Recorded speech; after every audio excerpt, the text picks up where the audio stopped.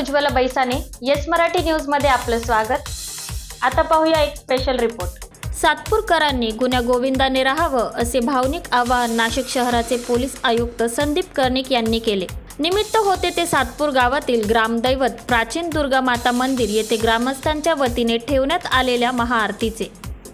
यावेळी सातपूर ग्रामस्थांकडून नाशिक शहराचे पोलीस आयुक्त संदीप कर्णिक, सातपूर पोलीस ठाण्याचे वरिष्ठ पोलीस निरीक्षक सोहम माचरे व शिखर देशमुख यांना विशेष आमंत्रण देण्यात आले होते। सातपूर ग्रामस्थांच्या वतीने मान्यवरांचा सत्कार करण्यात आला।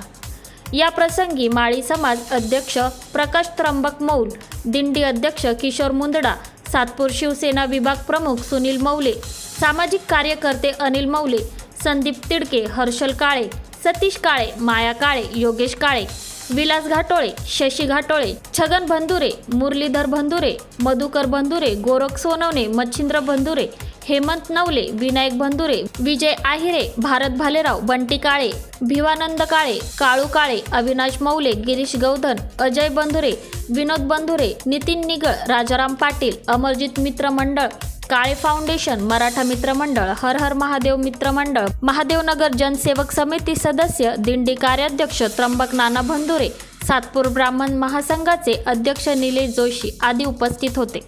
येस मराठीसाठी राजेंद्र वाटी, सातपूर। अशा प्रकारच्या ताज्या घडामोडींसाठी येस मराठी न्यूज यूट्यूब चॅनलला लाईक करा, शेअर करा आणि सबस्क्राईब करा आणि बघत रहा येस मराठी न्यूज।